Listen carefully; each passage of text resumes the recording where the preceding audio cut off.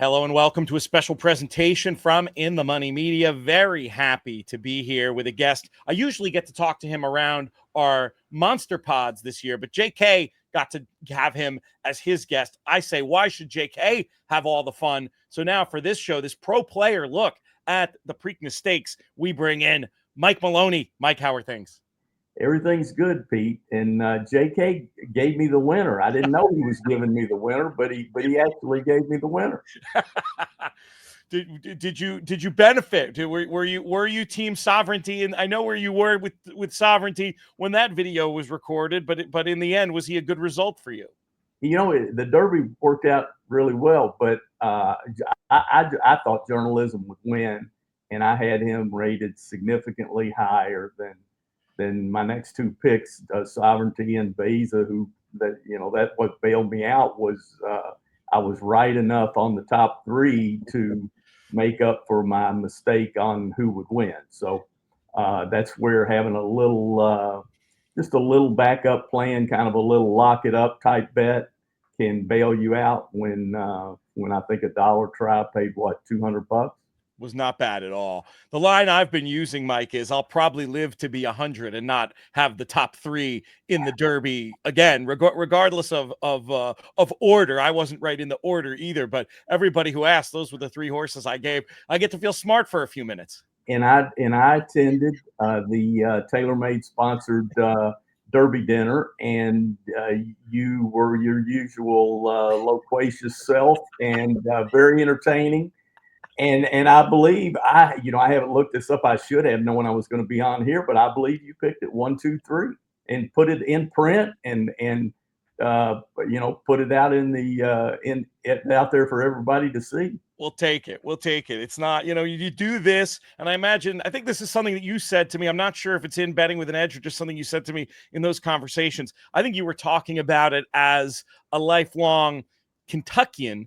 But I think it's also true when you work in horse racing media, there's something about being right in the Derby that's worth more than money. Does that sound like something you might have once said? Oh, yeah, absolutely. If you grew up in Lexington, Kentucky, and you've been a horse player all your life, and that's the way everybody knows you, if they ask you who you like in the Derby and you don't respond with a particular horse, you lose a friend right there. So it's kind of like Auburn and Alabama in football. You got to choose a side, and everybody's focused on that. Well, the Derby is a perfect place to start off. I think we're going to maybe do this a little bit in reverse order. I think we want to talk about the Preakness first. Before we get to that, I do want to plug some very cool bets from our friends at First Racing, because we have a 2-day all stakes pick 5. Kicks off on Friday, 2 races on Friday, race 11, the very one, and the Black Eyed Susan Stakes. And then on Saturday picks up with races 11, 12, and 13, the James Murphy, the Dinner Party, and the Preakness. We'll get to thoughts on those races a little bit later in the video, but you can connect all 5 of those races in this 2-day stakes pick 5 with just a 12% takeout. So that's one bet that I wanted to highlight. And then there's also a 2-day all dirt pick 5, which is pretty cool. That one on Friday connects race 10, the Miss Preakness Stakes, race 12, the Pimlico Special, and then on Saturday pivots to race 8, the Chick Lang, race 10, the Sir Barton, and race 13, the Preakness Stakes. Generally speaking, and again, 12% low takeout on that. I know you're going to love the takeout on these wagers, Mike, but what are your thoughts, generally speaking, as someone who takes the game very seriously about these 2-day pick 5s? Yeah, 12%. Pretty good takeout. I'm always looking, Pete, to find a horse that I believe in the big race, Derby, Preakness, whatever it might be, and find another horse that I like on Friday or earlier in the card on Saturday. If I can do that, then I can take care of the rest of it. I can spread for the minimum in some of those other races, and then I can press my main opinions in the other races. And it's pretty easy to build a nice pick 3, pick 4, pick 5, pick 6 play, anchoring those 2 horses that you really like. So it sets up well because you're betting your best opinions, And then if you can just narrow down those other races and be right and weight your bets right, you know, it's a, I think it's a legitimate bet. Yeah, there it is a great way to leverage a strong opinion. And that's the number for you in a pick five. You feel like you'd have to have two strong opinions to want to get involved. You're not going to anchor off one horse. At least, yeah, at least two good opinions, because my experience has been, you know, I get uh, like a lot of us serious handicappers, we can get a little carried away with ourselves. Like we can narrow down any race, we can find a way to get there to the target horse. Well, you know, and that's not always the truth. Right. We might have a lot of excuses why we didn't get there, but oftentimes when you're trying to spread four and pick one, it doesn't work. Sometimes I wonder who's more self-deluded with the confidence they can sometimes bring to the fore. Is it a professional wrestling heel or is it a horse player? You know more about the heel, but the wrestling part of it. But I know I've fallen into my trap many times. Well, we're going to talk about the Preakness first, because I think that's the race where, from the quick conversation you and I had offline, we both see the anchor. And I'm going to approach it by talking very specifically about the trip that journalism had in the Derby. Now, I've had disagreements with very sharp people, including Jonathan, about this. I believe, I do agree with the statement that it's factually correct that in a race like the Kentucky Derby, he probably had about as good a trip as you can expect. Having said that, for me, and I really want your take on this, from an ability point of view, I'm still upgrading him coming out of the race based on the trip, because I thought the RG Bargy at the start just got him a little bit farther back than he wanted to be. I felt like that sustained middle move he had to make maybe took a little bit of the sting out of his finish. I'm not saying I rate him as high as Sovereignty, but I am saying I think he's a little bit better than what we saw that day. What did you think about journalism's trip in the Kentucky Derby? I think he had probably, all in all, the trip that I expected him to have. You know, you have a field that size, it's rare that you're just going to get a perfectly clean trip. Um, I thought he ran a good race. I was a little surprised. I had him rated as clearly the best horse in the Derby, and I'm still evaluating whether I was wrong with my ratings, or perhaps Sovereignty or journalism just didn't run. That was the first time he'd been that far back in a race and in that kind of traffic, and maybe it's a learning experience for him, or maybe you know, being in a big full field of horses after he faced a lot of small fields up to that point, maybe that showed up on him. So Right. I don't really have the answer to that. Just this is not really directly to your question, but just because I think people might be interested. Um, Going forward, the way I'm going to read the Derby is I'm still going to say, you know, the Derby is not always the ultimate definer of 3-year-olds. The Derby is a unique race, like we all say before the Derby, and it throws these young 3-year-olds into a really unusual situation. So I'm going to stick with my rating going into the Derby, even though journalism lost, and say he's the best 3-year-old moving forward. Sovereignty, I can make a case. A very nice horse, and you know, ran an excellent race in the Derby. Clipped heels right out of the gate. Got a good trip after that, but took care of his business and finished up really nicely. I'm going to make a case that Sovereignty might be a Churchill Downs lover. Interesting. His in my ratings, his best two races by a considerable margin are both at Churchill Downs, and they're both extremely impressive races. But I need to see that one time from him somewhere else, and then I'll be a believer. And you know, and I'll say I was wrong. You know, that he's the better horse. But until then, until I see that, I'm going to stick with journalism moving forward. I'm dreaming that journalism gets the job done here and we see them both line up in the gate and we get another very relevant data point. I'm not going to say we get the definitive answer because we know how it is in racing with form cycles and trips and things that happen on the day. But what a relevant data point that would be as to who the best 3-year-old is if we get them in the same gate in Saratoga in a few weeks' time. But let's get back to journalism, specifically in this race. If you have him rated as the best 3-year-old, surely you think he's going to win this. Who do you think is the main threat to him? What would be an acceptable price? Well, I can answer the price part easily. I know it sounds like, Mike, that'll never happen, but if I could get even money on him on journalism, that would just seem like a gift to me, and I would make a serious bet. And that's not out of the realm of possibility. I mean, maybe he goes off 3 to 5. He looks like he absolutely should go off 3 to 5, but that doesn't always happen in these Triple Crown races. I mean, we've seen it in the Preakness.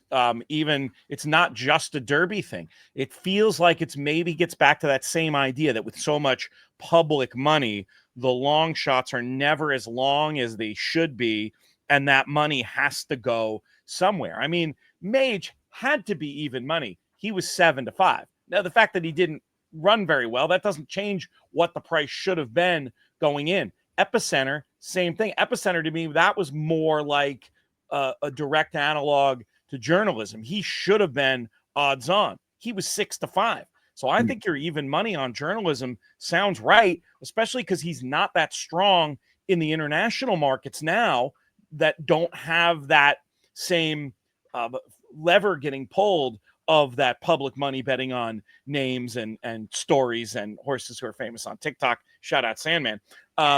So I think you might just get that. So does that make you any less inclined to try in a bet like one of the pick fives we talked about with him as an anchor? And does it make you want to wait and see a little bit of the advanced betting and get a sense of maybe you can keep it simple and just bet in the win pool, or is it a both and situation? Yeah, that's going to be the difficult part. There's going to be a lot of game theory, game selection in this bet or potential bet, because you're not going to know. You're going to see early betting. There'll be money in the Preakness pool when you're making some of these decisions, but you're probably not really going to know. I looked. I was hoping, for that specific reason, to look at the last race. Sometimes they'll have a couple of races on these big days after the feature, and this time there's just one, and the 13th race is Arabians. Right. So maybe you can help me out there. That's not my area of expertise. So that was going to be my the first thing I looked at was, can I actually see what the win price is going to be on journalism, and then if it's not acceptable, maybe play a smaller double in the last race, but that may be out the window. So I'll just I'll be able to look at the will pays, not the will pays, but I'll be able to look at the probables in the double pool. Yep. In the previous race, in the 12th race, which is give me the name. Dinner Party. Yeah, the dinner party for the 3-year-old, for the older horses. In that race, I looked at real hard, because that'll give me an opportunity. If I can come up with a double from the 12th into the 13th, that'll give me an opportunity to read the board a little bit. And I like to do this anyway. If I can find a play where I can bet 2 or 3 horses, maybe even 4, into a horse that I really like, even if he's going to be a solid favorite, I'll do that if a couple of those horses are longer prices in the first leg, hoping that I can get live with one of those, and and then not have to make as big a win bet, or maybe not have to make a win bet at all. Pick up some leverage. The option where if I miss the first leg, then I can come back and evaluate the win pool, and I haven't boxed myself in. Let's talk one more question about the Preakness, and then we'll just rattle through just high level thoughts on the stakes and if your thought is you're not going to bet the race, that's great information. Sometimes that's better information for the people to have. But in terms of the Preakness itself, do you see a main danger? Do you see a horse you might be interested in vertically to go with journalism, or is it just journalism to the hoop and move on with life? Well, I just, if he loses, then I'm just terribly wrong. So, right. I'm not going to save with anybody beating him. The horses that are the biggest dangers in my mind have to be horses that are unexposed to some degree. Clever again for Asmussen is one of those horses, but and I like the fact that Jose, looks like maybe he chose him. That horse is coming off 2 perfect trips for me. I can't go there at what's going to be a moderate price. Yep. Not saying the horse can't run second or is not, the main competition, but just from a betting perspective, that's a no-go for me. Sandman, I was negative on going into the Derby, and that helped me a lot in some of the deeper verticals in that race. But then I hear about the shoe that he ran in a glue on. Now he's back in a real shoe. I don't know if that's going to make any difference. I didn't like him off his Oaklawn race, so right. I'll judge him more off that. So one of my thoughts when I initially saw the race drawn was I'll just be anti-Sandman. Mm-hmm. And I'll go into the Super, and I'll try to run him out of the Super, mm-hmm. and I can still make some money there because he'll be a takeout eliminator. Yeah, I could see that happening. My wise guy underneath. When I looked at the race, Pete, I'm sorry, but then when I looked at the race, he's going to get a perfect setup. Right. He's hard to keep out of the bottom. Like real deep closer in there. So they're going to run the race, and Sandman's just going to be loping along, getting the trip he loves. So, I can't make that play. I don't think he has any chance of winning, but that's what makes I can't come to a second horse because if journalism does what I think he might do and just draws off, it's kind of sitting there for Sandman just to dink up, as I call it. Yep. Second, run a bad second, get beat, 6 lengths. But, that scenario, the thought of that scenario makes it hard for me to totally eliminate him underneath. River Thames, a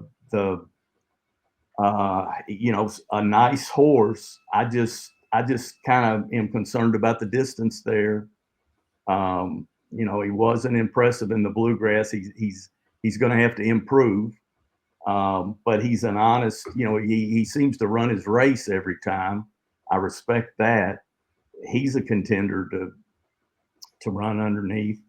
Goal oriented is probably for Baffert is probably the horse that's the biggest danger in my eyes. He got to go to the front last time, but I don't think he has to. I don't think he's a one-dimensional speed horse.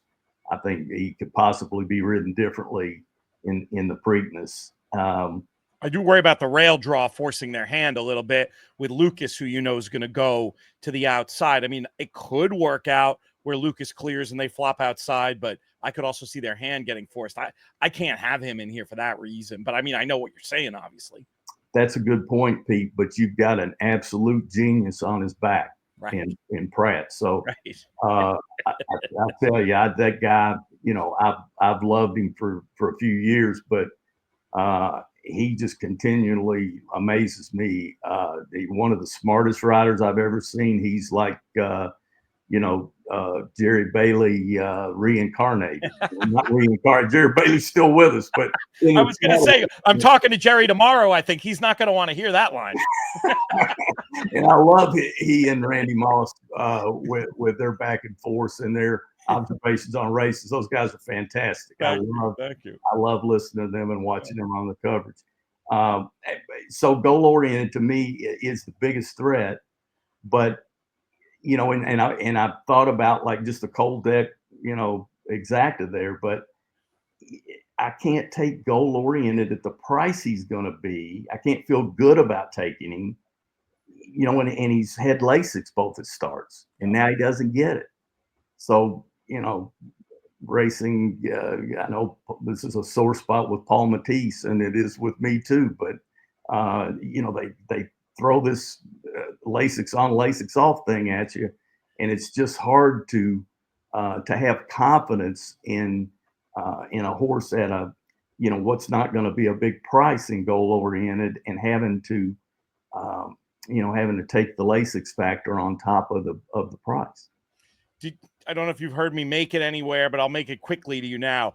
My long shot to maybe run in underneath for verticals is Heart of Honor. I know the UAE Derby wasn't very good. This is more of like a pet trainer play in Jamie Osborne we trust, just knowing the terrific job that he does generally. The fact that he sent horses here that, he should have won the Breeders' Cup Classic with Toast of New York in 2014. And I think this horse in verticals, this horse will catch money in the win pool because of the story and Safi riding and all this stuff. But I think in the verticals could be a bit of a stinger. Can you see it if you squint, or is that UAE Derby just too bad for you? Well, that's good to know, Pete. And I'll just, the bottom line there is, more about this type racing than I do by a lot. So I'll respect your opinion there, and I'll take another look at him. And I will say that this race, the Preakness, is set up for something kind of a little off the wall to run in, because beyond journalism, I can fault the rest of these horses very easily.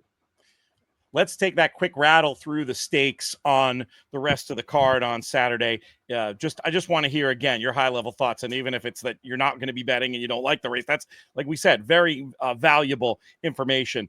Kicking off with the Gallarette, did you have any horse that you wanted to talk about, or any thoughts about how this one might play out? No opinion at all in there, Pete, other than I think the pace will be fast.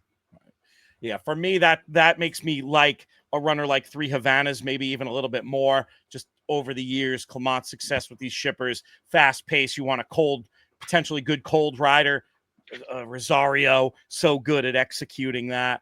Not going to be any price, but hearing you second that idea about the pace does make me feel a little bit better about that one. What about the Chick Lang Stakes? That's part of some of those 2-day wagers we talked about before. I'll recap them again at the end of the video. Big full field in here, and a race where you're not going to have any kind of prohibitive favorite, I don't think. Did any of them stand out? Did you have any thoughts on this race at all? Couple of thoughts. 2 horses in here interest me some. Retribution for Cherie DeVoe. I put him on my watch list after his first race at Fairgrounds. I thought inside and speed were preferable that day. He ran 3 wide and just finished really well in the race. So, and not a particularly fast pace. So I thought he ran really well. And I played him when he came back at Keeneland, and he just didn't. Either I misevaluated his Fairgrounds race, or he just didn't run as well. But he's still a horse. I was impressed enough at Fairgrounds. At the right price, he would be a horse I would consider. But just know going in that he's a kind of a hit or miss type horse. Yep. The horse that I'm a little more interested in is Perfect Force for Lucas. I liked his races up until his last race in the slop at Churchill. I can't really excuse it, just the Pat Day mile there. I can't really just say, hey, he didn't like the slop. He's a gun runner out of a smoke blackened mare. So it would be a rare case that the mud stopped him.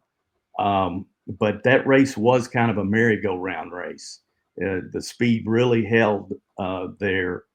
And Lucas's horse, it's not out of the ordinary for them to throw a clunker and come right back. Yep. Usually they show a sharp work in that pattern. So he runs a bad race. He fires the horse right back. Usually even though this horse just ran on Derby Day, usually there's a sharp work in there. So we're recording this on Wednesday morning. So keep an eye out between now and then that he might. I would be interested in Perfect Force if I see, a sharp work 2 or 3 days before the race. Great info. Whether listeners and viewers use that today or another day, it's a great way of thinking about it. Yeah, and Lucas, for me, no negative at all, coming back quick, right? I mean, as opposed to most trainers. No, that's if that's half condition book, we'll travel. Love that. How about the Jim McKay Turf Sprint? I think this is a hard race to talk about without knowing the weather. Last I looked, it was looking much more promising than it was when I looked a day ago. I just feel like Copel is a horse I would love on Rattling Firm, but I'm not so sure with Cut in the ground. Did any leap to your eyes in this race? I really didn't like this race, Pete. When I'm looking at turf sprints, I'm always looking to make the lead or catch a pocket trip. And there's just too many trying to do the same thing. I will say that Coppola is an extremely quick horse out of the gate. So be careful about thinking you're going to clear him or that you're going to make the lead with another horse. I know there's other quick horses in here, but I have a note that I put in trip notes that identifies horses that are exceptional breakers. And he's gotten that note multiple times. Yeah, he's got a valuable prize at some point, but he feels like a horse that he just needs to have things break right. Yes, I'm not promoting to bet him. I'm just, he could win, but I'm just saying he keeps me from there. There's a couple other speed horses that look interesting, and he keeps me from betting them. No, that's a very smart way of looking at the world. We were talking before about having opinions in sequences. Sometimes that opinion being an anti-opinion about a horse can be valuable. Sometimes an anti-opinion about a race can be very valuable, just to guide you with so many different wagering options. That's the kind of thing that could guide you into one pond to fish in rather than another. And I know that's a big part of what you do as well. That's a hard lesson that I've had to learn, Pete. And it used to be I could ignore that a little bit and still do well. In today's racing landscape, I have to really adhere to that. I have to stay out of those marginal races. Let's go on to race number 10 on the day. We're back for the 3-year-olds in the Sir Barton this time, with the field of 9 going postward. I thought there was a very attractive favorite in here in Invictus. Were you with or against him, and what did you think of this field? Well, this is an okay field. Invictus, it keeps me out of this race because once again we run into the no Lasix situation. Yep. He looks like clearly the best horse. He's in great hands. This is one of Cox's, really good moves, is the dirt route, sprint or route first time, and so I want to be. I want to make him a free square and move on, but it's just hard at a short price when he ran terribly at 5-2 his first start with no Lasix, and then came back and put Lasix on and improved by 40 buyer points. Yeah. And maybe that had nothing to do with it. Maybe he didn't bleed at all, or I have no way of knowing. It's an X factor. We're not given access to that information, so I can't make the call. Do you track at all? I don't think Formulator will let you do this, but boy, if it doesn't, it probably should. Trainers' stats coming on and off of Lasix, because I think you probably find. I'm gonna guess you'd find some signal there from not. It wouldn't be perfect match, wouldn't be 1-to-1 correlation, but I do think that certain trainers are probably better than others at doing it. Have you looked at that at all? Just a little bit. I know I can't quote you the stat, but I'd have to look it up. But I know McPeak is a trainer that his stats stood out in that situation.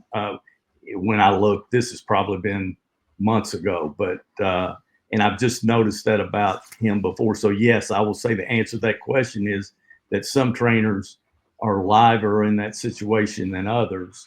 And, and Brad Cox is a fantastic horseman.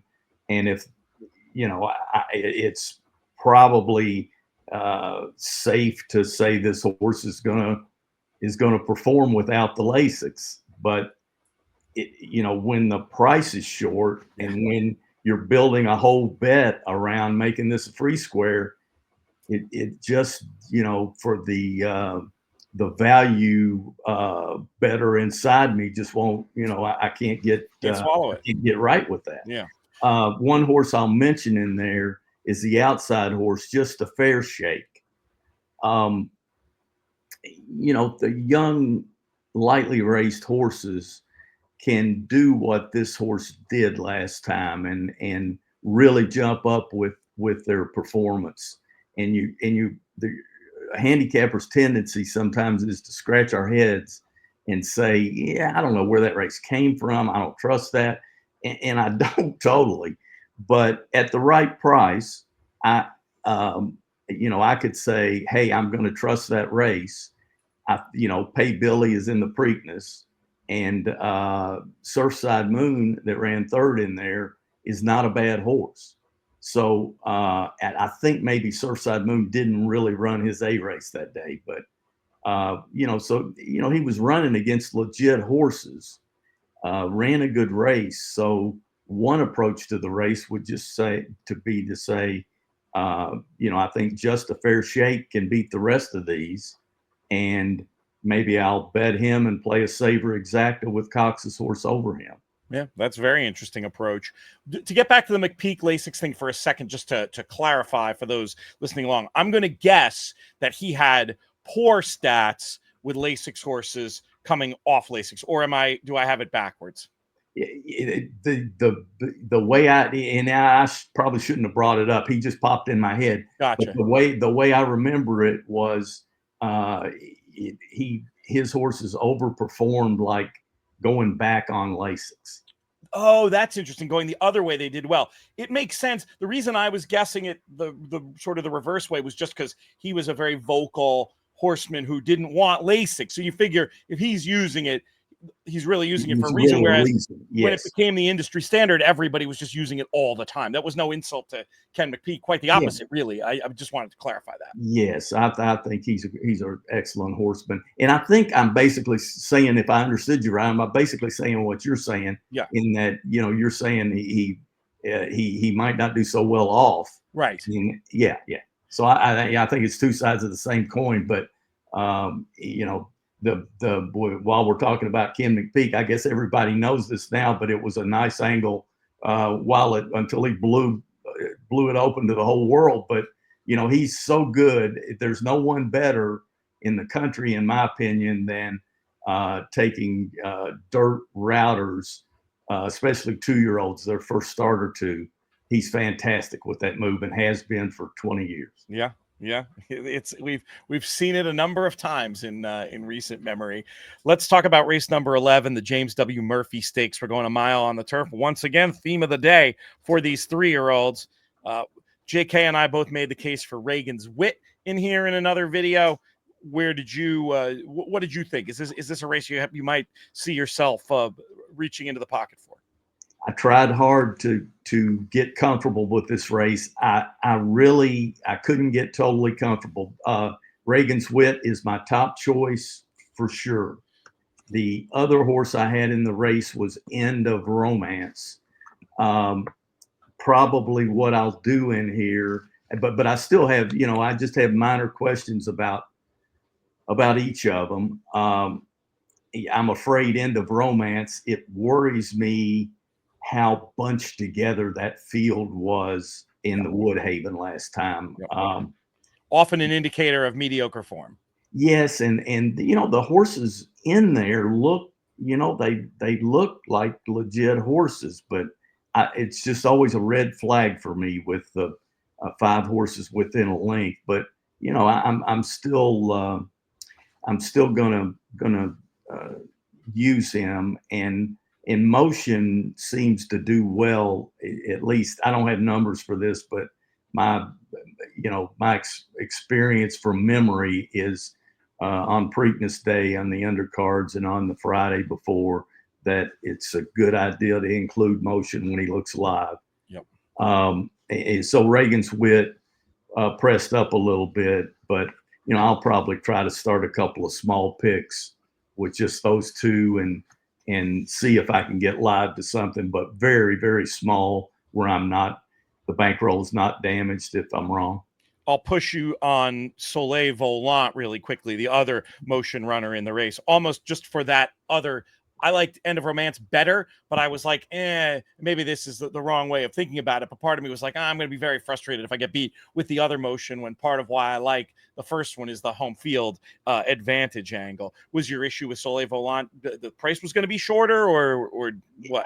I just like the other one just a little better, but you're giving me Pratt for free in there, so I may make it a threesome instead of a twosome. Let's talk about the dinner party stakes race we mentioned earlier that could factor into your the way that you end up betting this Preakness. Obviously, part of some of that 2-day action as well. Big full field, 13 go postward. We were just talking about motion. He sends out the likely favorite in here, I would think, in the form of a Trickery breaking from the far outside. I just had too many. But I would describe as a must-use vertically, but hard for me to embrace at a short price just from what's a very tricky post. What did you think of Trickery and all the rest? I really like the horse. I think just handicapping a few days out, he's the most likely winner. But I'm like you, not a lot of value there. So one key thing, I'm always so bias conscious, and some people would say overly bias conscious, but I will be looking hard at the earlier dirt or turf routes, which we will get a chance to see one or two, and uh, to see if there's any bias on that racetrack. Because if the rail is helping at all, it makes it very hard to take Trickery from that post at that price. Yeah. The horse that I'm most interested in, and I know his numbers are a little light, but Neat for Rob Atras. A little younger horse than some of the horses in here. I still think he has upside. And this horse had a really legit rough trip in his last start at Laurel. And before that, he ran against some decent horses in California. And I think his form leading up, all through 24, those races are interesting to me. I think the horse has some ability. I realize that he hasn't run anything that would win this race or would probably hit the board in this race. But he's a horse I'm definitely he's going to be a hoper for me, because I'm going to hope at a price that he can move forward, because he probably should have won the last one, and he does have a slow improvement pattern that I like.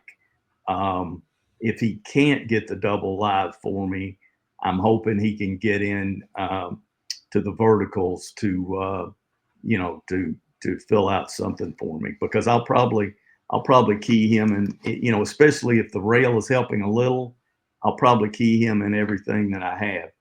The other horses I'm interested in are Balkan, and this is a hard race. I'm not saying this really narrows down, but Balnikov, I will use in the double, and Irish Aces. It's another horse that I was going to use. So no great opinions there. Just and if the outside should be fine, then I'll have to look at the probable between Trickery and Journalism, and see if that's worthwhile, which it very well may not be. But it doesn't lay out the way I would like it to lay out, but those are some horses to look at in the double anyway. And if you can find something that you like at a price in there, you're probably, in my eyes anyway, you'd be better off betting a double with your medium range price horse back to Journalism than you would be making your win bet. Great stuff, Mike. Not just great to hear your thoughts on these races, but also your approach generally. I think folks can learn a lot from the way you're looking at the game and talking about it. And thank you so much for being so generous with your time.